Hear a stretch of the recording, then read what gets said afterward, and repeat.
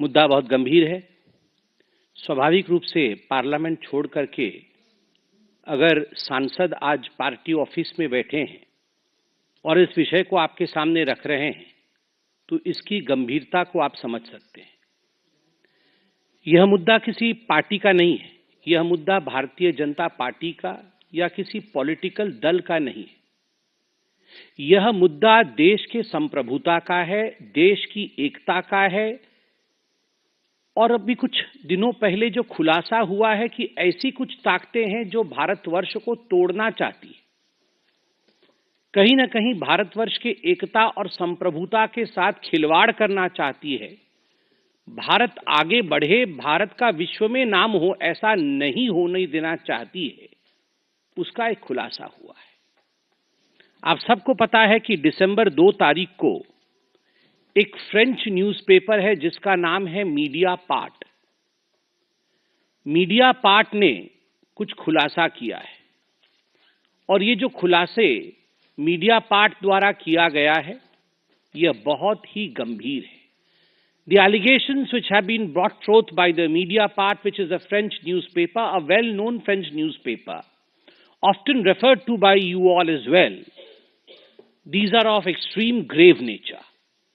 और आज के इस प्रेस कॉन्फ्रेंस में एक त्रिकोण बनता है। We are going to talk about this dangerous triangle which is trying to destabilize India. और ये जो त्रिकोण है इसमें एक तरफ अमेरिका में बैठे जॉर्ज सोरोस, उनकी फाउंडेशन है, कुछ अमेरिका की एजेंसीज भी हैं। त्रिकोण के एक और एक बहुत बड़ी न्यूज पोर्टल है जिसका नाम OCCRP, organised crime and corruption reporting project, जिसके विषय में आप सब पत्रकार हैं, आप सभी जानते हैं, वह है। और त्रिकोण के जो आखिरी कोने में जो सबसे महत्वपूर्ण कोना जो हिंदुस्तान से संबंध रखता है, उस कोने में राहुल गांधी है, traitor of the highest order. और आज जब मैं ये शब्द प्रयोग कर रहा हूं तो मुझे किसी प्रकार का भी भय नहीं है, क्योंकि मैं भारतीय हूं। मेरे लिए मेरे पार्टी ने सिखाया है राष्ट्र प्रथम, party next and self last. मुझे आज LOP, लीडर ऑफ अपोजिशन, को देशद्रोही कहने में किसी प्रकार की कोई संकोच मुझे महसूस नहीं हो रहा है। और अभी मैं पूरा ताना बाना आपके सामने बड़े ही सिंपल शब्दों में रखूंगा ताकि देशवासी इसे समझ सके। अब ये OCCRP क्या है? Organised crime corruption reporting project.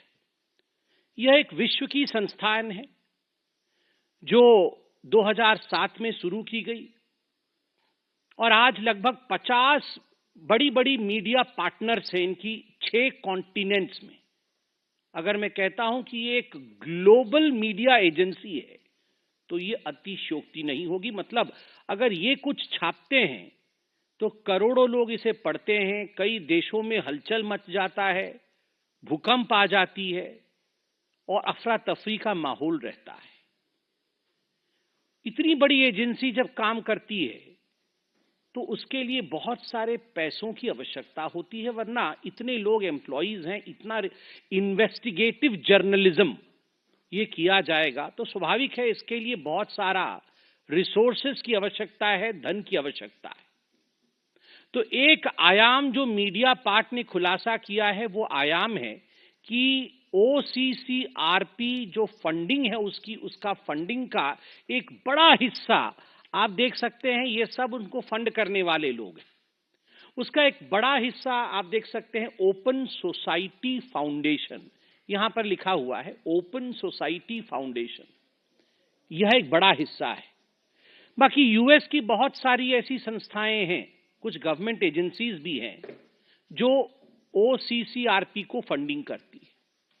अब ये जो ओपन सोसाइटी फाउंडेशन है ये किसका है? आपने कई बार इसका नाम सुना है, जॉर्ज सोरोस। ये जॉर्ज सोरोस का है, अर्थात जॉर्ज सोरोस OCCRP का एक बहुत बड़ा फंडर है उसको बहुत पैसा देता है। और मीडिया पार्ट जो फ्रांस का न्यूज़पेपर है वो कहती है कि हम तो सोचते थे कि OCCRP एक इंडिपेंडेंट एजेंसी है, जैसे कि मीडिया एजेंसी को होना चाहिए, मगर अगर 70% पैसा उसका किसी एक सोर्स से आता है तो स्वाभाविक है वो तटस्थ नहीं रह सकता है, वो तटस्थ नहीं रह सकता है, न्यूट्रल नहीं रह सकता है। जो पैसा देता है उसके इंटरेस्ट में, उसके हक में वो बात करेगा। तो OCCRP किसके हक में बात करता है?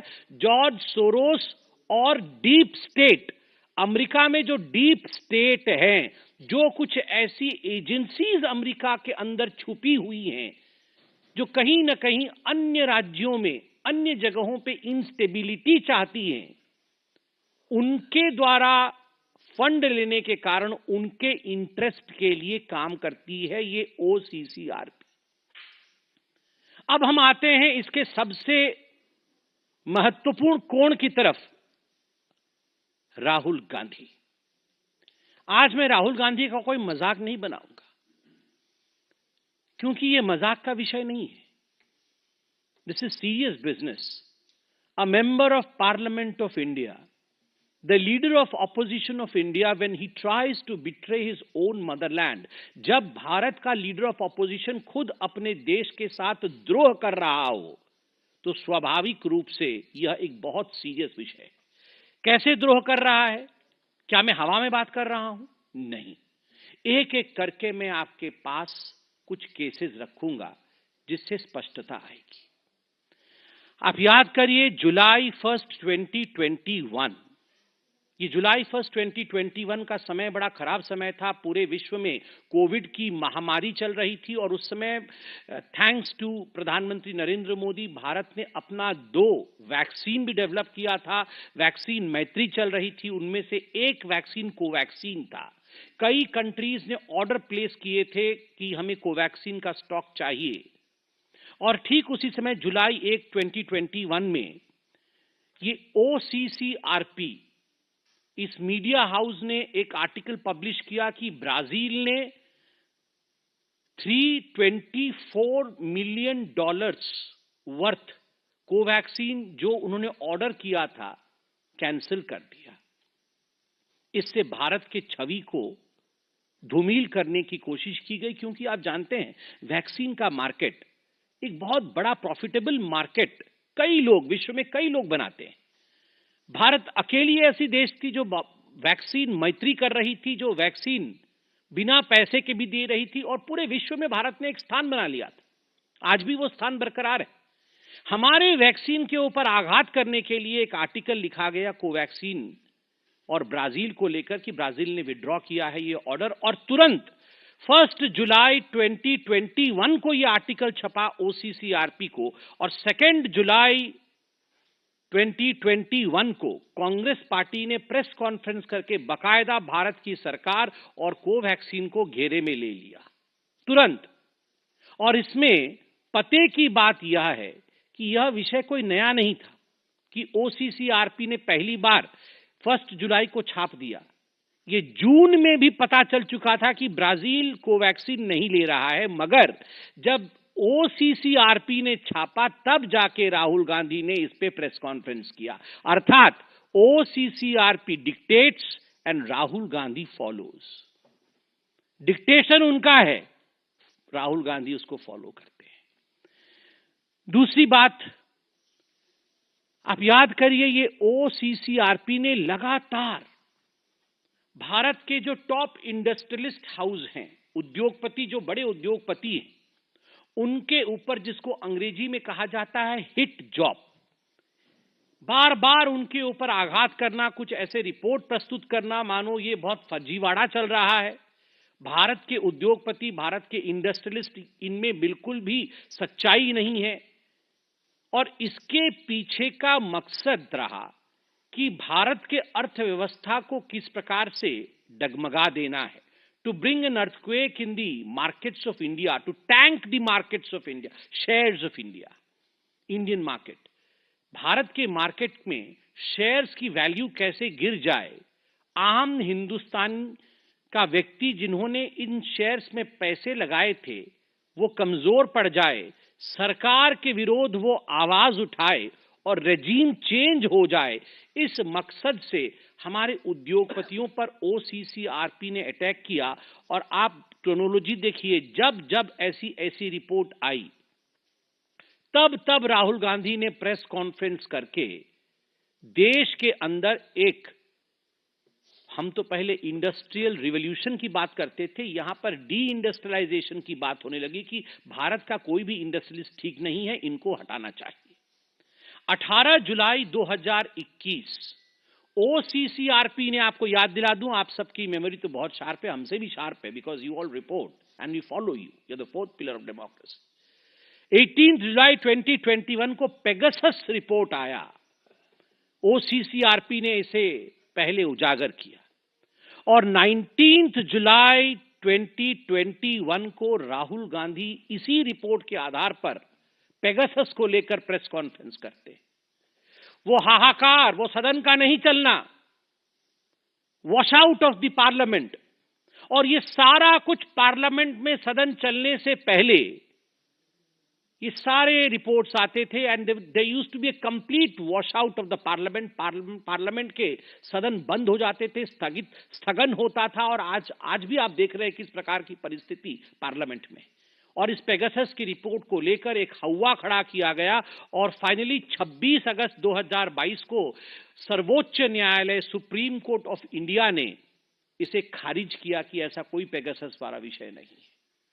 तो आप सोचिए, जुलाई 2022 ओसीसीआरपी ने क्लेम किया, उस समय जुलाई 2022 में आपको याद होगा नेशनल हेराल्ड की केस में मां बेटे दोनों जो बेल पे बाहर थे, दोनों की पूछताछ ईडी कर रही थी। कुछ घंटों के लिए उनको बुलाया गया था, ईडी की पूछताछ की गई थी, वो सब आर्टिकल भी मैं लेके आया हूं। तो उस समय, जिस समय ये पूछताछ चल रही थी, तो ओसीसीआरपी ने यह आर्टिकल छापा और आर्टिकल में लिखा कि ये राहुल गांधी जी के खिलाफ जो नेशनल हेराल्ड केस में प्रोसीडिंग्स, लीगल प्रोसीडिंग्स चल रही हैं, ये सब पॉलिटिकली मोटिवेटेड है, इनके पीछे कोई सच्चाई नहीं। तुम सुप्रीम कोर्ट हो? Are you the supreme court of India? आप क्या जानते हैं नेशनल हेराल्ड केस के बारे में? मां बेटे ने 5,000 करोड़ रुपए कैसे गबन किया, इन्होंने इन्वेस्टिगेटिव जर्नलिज्म कर लिया अमेरिका में बैठे बैठे और कह दिया कि ये लीगल प्रोसीडिंग जो है ये बिल्कुल पॉलिटिकली मोटिवेटेड है और इससे पूरे देश में, भारतवर्ष में अफरा तफरी का माहौल है। लोग सड़क पर उतर गए हैं गांधी परिवार के पक्ष में, कोई सड़क पर नहीं उतरा था, कोई सड़क पर नहीं उतरा था और बोल रहे थे देश में अफरा तफरी का माहौल है। झूठा रिपोर्ट ये आपके सामने, और इसके आधार पर कांग्रेस आगे बढ़ रही थी। मैं पूछना चाहता हूं कि ये ओसीसीआरपी राहुल गांधी के बचाव में आर्टिकल क्यों छाप रही थी? क्योंकि अगर ओसीसीआरपी को हानि होती है तो राहुल क्राइज, अगर राहुल रोते हैं तो ओसीसीआरपी को दर्द होता है। ये दो बदन है, आत्मा एक है। ये ओसीसीआरपी और राहुल गांधी दो बदन है, आत्मा एक है। वैसे तो बदन दो और एक वाला विषय तो जॉर्ज सोरोस के साथ है, ऑर्गेनाइजेशन आत्मा है। जॉर्ज सोरोस और राहुल गांधी ये एक ही हैं। राहुल ही जॉर्ज है, राहुल ही जॉर्ज है, और जॉर्ज का एजेंडा ही राहुल का एजेंडा है। जो सोरोस चाहता है वही राहुल चाहते हैं। सोरोस भारत का अमंगल चाहता है, अहित चाहता है। राहुल गांधी भी भारतवर्ष का अमंगल और अहित चाहते हैं। ये जुलाई 2022 का। अब आते हैं सबसे महत्वपूर्ण विषय, वो विषय है कि आखिरकार हमने ये क्यों कहा कि जो आखिरी कोण है राहुल गांधी और ये जॉर्ज सोरोस एक है। कैसे प्रूव होता है? केवल कहने से तो नहीं होगा। तो हम आज साइंटिफिक एविडेंसेस लेके आए हैं। Have come with evidences. पहला एविडेंस याद है ना, वो राहुल गांधी जिस सोच रहे थे कि वो क्या, भारत तोड़ो यात्रा, हाँ जोड़ो, अच्छा ठीक है, वो जो भारत तोड़ो यात्रा उन्होंने किया था, जोड़ो यात्रा, वो सोच रहे थे वो यात्रा करने से वो पूरा सब जीत जाएंगे, लोकसभा जीत जाएंगे, हरियाणा जीत जाएंगे, महाराष्ट्र जीत जाएंगे, सब कुछ जीत जाएंगे। अब लोग भी जानते हैं कि ये तोड़ने के लिए निकले थे, तभी इनका ये हर्ष हुआ है। तो ये जो भारत जोड़ो यात्रा इन्होंने निकाली थी, उसमें सलील शेट्टी एक दिन आए थे इनके साथ घूमने के लिए। सलील शेट्टी। सलील शेट्टी कौन है? ये वाइस प्रेसिडेंट है, सोरोस के फाउंडेशन का वाइस प्रेसिडेंट है। अब मैं आपको जो तस्वीर दिखा रहा हूं सलील शेट्टी का, ये आप सलील शेट्टी देख सकते हैं, ये राहुल गांधी देख सकते हैं, और ये इनका भारत तोड़ो यात्रा चल रहा है, उसमें वो आए हुए हैं, सलील शेट्टी। और सलील शेट्टी वाइस प्रेसिडेंट है अपने ऑर्गेनाइजेशन, उसका ऑर्गेनाइजेशन जो open society foundation George Soros का है। मैं उनके वेबसाइट से भी निकाल के लाया हूं, आप देख सकते हैं। ये है सलील शेट्टी, जो राहुल गांधी के साथ सलील शेट्टी चल रहे थे, वो राहुल गांधी और सलील शेट्टी, और जॉर्ज सोरोस के फाउंडेशन के वाइस प्रेसिडेंट। तो इस प्रकार से ये दो बदन एक आत्मा है। उसके बाद आप याद करिए, राहुल गांधी विदेश जाते हैं तो पता नहीं कब चले जाते हैं, हम लोग को बाद में मालूम पड़ता है, और जाते हैं तो ऐसे ही नहीं आते हैं, कुछ कुछ लोगों से मिलते हैं, बाद में फोटोएं निकलती है। पहले डिनाई, याद है वो रात को चाइना वालों से मिल रहे थे, तो हमने कहा चाइना वालों से मिल रहे टेंट के नीचे डोकलाम में, तो फिर वो नहीं नहीं नहीं नहीं बिल्कुल नहीं मिला, तो फिर संजय जी फोटो लेके आ गए, तो बोले हाँ हाँ हाँ मिला था। तो इसी प्रकार से हम भी फोटो रखते हैं सब चीज की। राहुल गए थे बाहर, तो उन्होंने किससे मुलाकात की थी? उन्होंने मुलाकात की थी OCCRP के एक जर्नलिस्ट, क्योंकि ये एक जर्नलिस्टिक बॉडी है, तो उनके जर्नलिस्ट हर देश में है। तो अमेरिका में एक जर्नलिस्ट है, बांग्लादेशी जर्नलिस्ट, जिसका नाम है मुशफिकुल फजल अंसारे। मुशफिकुल फजल अंसारे, जो कि भारतवर्ष का घोर विरोधी है और दशकों से भारत के विरोध में आर्टिकल छापता है। राहुल गांधी और उनकी नजदीकियां देखिए जरा, ये सेल्फी देखिए जरा, ये सेल्फी खुद बयान करता है कैसे चिपके हुए हैं। जहां देश का अहित, वहीं राहुल चिपक जाते हैं। ये जो अंसारी है, ये बांग्लादेश का रिपोर्टर है, आप देख सकते हैं कैसे गौर से वो राहुल जी की बातों को सुन रहा है। कुछ देश के खिलाफ ही राहुल जी बोल रहे होंगे, तभी जाकर ये इतने गौर से सुन रहा है। और उसके बाद सेल्फी देखिए, all the anti Indians, all those who hate India love Rahul. क्यों?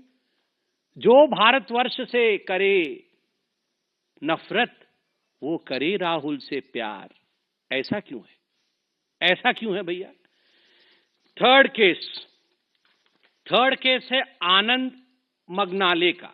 आपको याद होगा दिल्ली में एक राइट्स हुआ था, तो ये आनंद मगनाले कांग्रेस का एक व्यक्ति है, जो कांग्रेस के लिए भी उसने फंड रेजिंग की थी, अपनी एनजीओ भी चलाता है। तो इस आनंद मगनाले ने चीन से पैसे लाकर, चाइनीज मनी, इसने दिल्ली राइट केस के लिए हैंडओवर किया था। किसको? शरजील इमाम को। द इनफेमस शरजील इमाम को इस आनंद मंगले ने पैसा दिया था। और इस आनंद मंगले का क्या कनेक्शन है राहुल गांधी से? कांग्रेस ही है, और यह भी OCCRP का जर्नलिस्ट है। यह भी OCCRP का जर्नलिस्ट है। चाइनीज पैसा लाकर यहां राइट करवा रहा है, राहुल गांधी का खास आदमी है। तो all this is not just मियर coincidence. और ये तो फेमस फोटो है इल्हान उमर के साथ, मैं तो बहुत बार बोल चुका हूं, इसलिए दोबारा और बोलने की आवश्यकता नहीं है। अब तो अमेरिका भी इनके ऊपर अटैक कर रही है, इल्हान उमर के ऊपर। तो इनके साथ राहुल गांधी का जो सांठगांठ है, और आज जो डॉक्यूमेंट्स आपको दिखाए गए हैं, इससे एक बात बड़ा स्पष्ट होता है कि Rahul does not want India to move ahead. Bharatvarsh आगे बढ़े, ये राहुल गांधी नहीं चाहते। भारत का संसद चले, ये राहुल नहीं चाहते। संसद से पहले कोई न कोई अंतर्राष्ट्रीय पटल पर फर्जी तरीके से कुछ ऐसे विषय लाना जिनको लेकर भारत के सदन चल न सके, हानि हो हिंदुस्तान का, यह प्रयास करना। भारत में उद्योगपति न पनपे, ये राहुल का प्रयास है। भारत में जो शेयर्स, छोटे छोटे शेयर में निवेश करते हैं मार्केट में, वो हिंदुस्तानी पीछे रहें, यह राहुल का प्रयास है। और अंत में इतना ही कहना चाहूंगा, शायद आपको अजीब लगेगा मगर मैं सच कह रहा हूं। ये गांधी परिवार एक ऐसी परिवार है जो अगर अपने कुर्सी के लिए देश को भी बेचना पड़े और देश का भी बलिदान देना पड़े तो इससे वे गुरेज नहीं करेगी, देश को भी बेच सकती है। राहुल अपने फायदे के लिए मां भारती जैसे विराट अस्तित्व रखने वाले देश को भी बेच सकते हैं।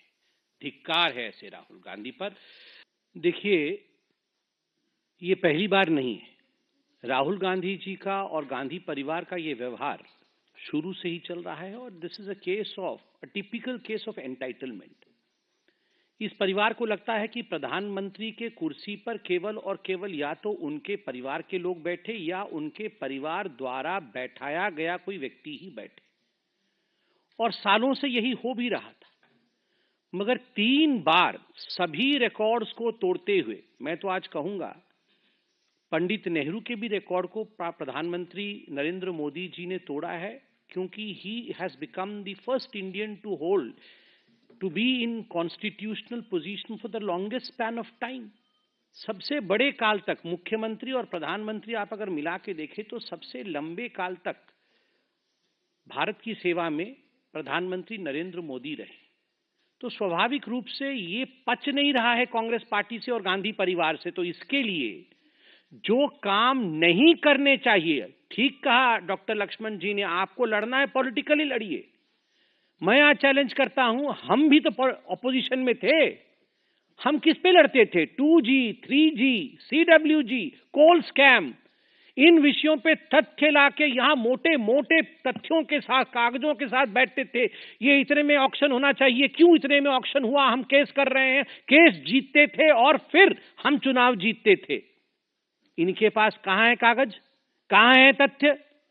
58-54 का करप्शन नहीं हुआ मोदी जी के नाक के नीचे। देश लगातार आगे बढ़ रहा है।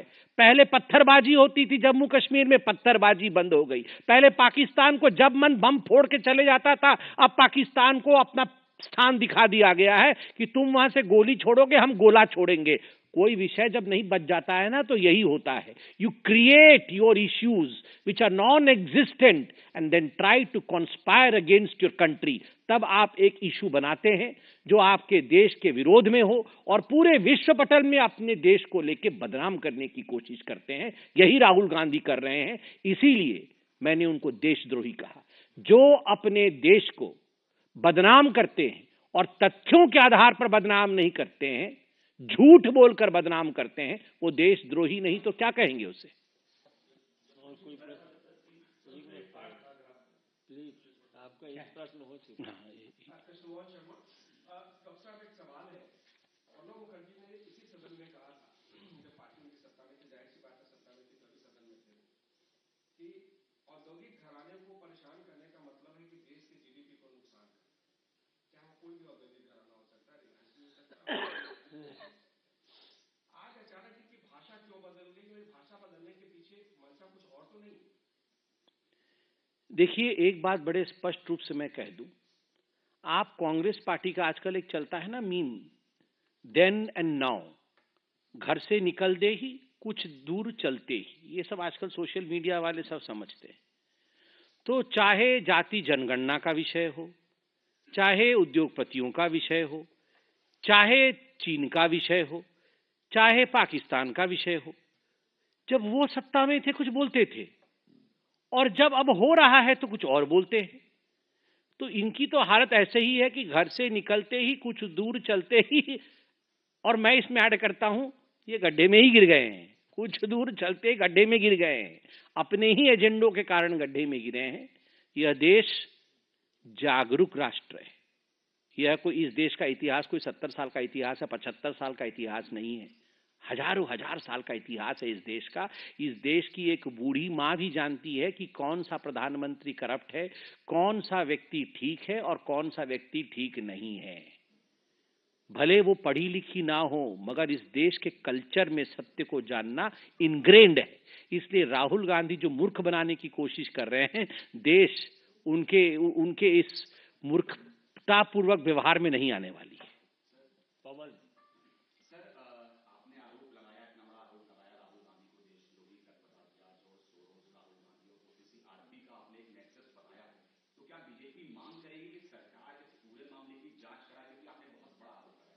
देखिए, पहली बात तो है मैं बता दूं, जिस मीडिया पार्ट जो फ्रांस का न्यूज़पेपर है उसको लेकर तो आप सब भी जानते हैं कि उसको आप भी कोट करते हैं। तो आज का जो प्रेस कॉन्फ्रेंस हुआ है वो मीडिया पार्ट के रिविलेशंस को लेकर, उनका जो बहुत बड़ा एक्सपोजे रहा है उस एक्सपोजे को लेकर हुआ है। उसमें ओसीसीआरपी के पूरे फंक्शनिंग के विषय में बताया गया। ओसीसीआरपी में जॉर्ज सोरोस का इन्वॉल्वमेंट बताया गया। हमने प्रूव किया कि जॉर्ज सोरोस राहुल गांधी से कैसे जुड़े हुए हैं। स्वाभाविक रूप से अपने देश का हित देखना हमारा काम है, इसलिए जो भी कहा तथ्यात्मक रूप से कहा। अब रही जांच का विषय, अरे पार्लियामेंट चल रहा है, that is the highest temple of democracy, उससे बड़ा कोई नहीं है। जनप्रतिनिधि वहां बैठे हैं। अगर नोटिस राज्यसभा में दिया गया, लोकसभा में भी मैंने नोटिस दिया है, निशिकांत जी ने नोटिस दिया है कि इस विषय पे चर्चा हो। नोटिस दिया हुआ है तो इस विषय में चर्चा हो। नीर क्षीर, दूध का दूध और पानी का पानी हो जाए। चर्चा से क्यों भाग रहे हैं? अरे आपका चर्चा चर्चा और हमारी चर्चा चर्चा नहीं। मैं तो कहता हूं इस पे चर्चा हो जाए, आपका भी चर्चा उसी में आ जाएगा। जिस विषय पे आप चर्चा करना चाहते हैं उसका भी तो खुलासा हुआ है। कोमल शर्मा, भारत एक्सप्रेस।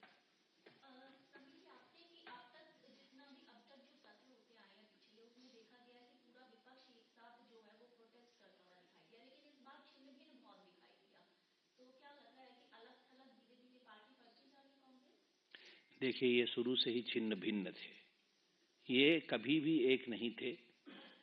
लालू जी क्या चाहते हैं कि राहुल जी प्रधानमंत्री बन जाए।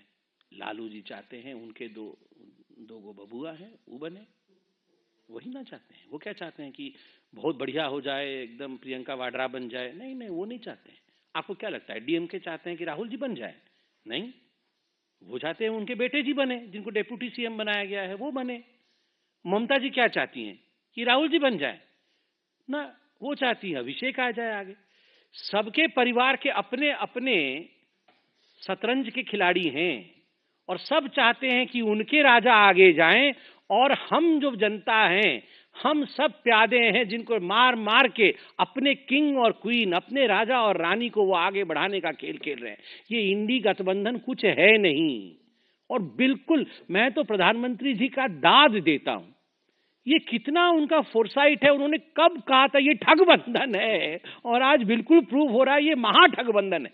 कोई किसी को नहीं चाहता है, सबका अपना एजेंडा है। मनोज्ञा लोईवाल, एबीपी।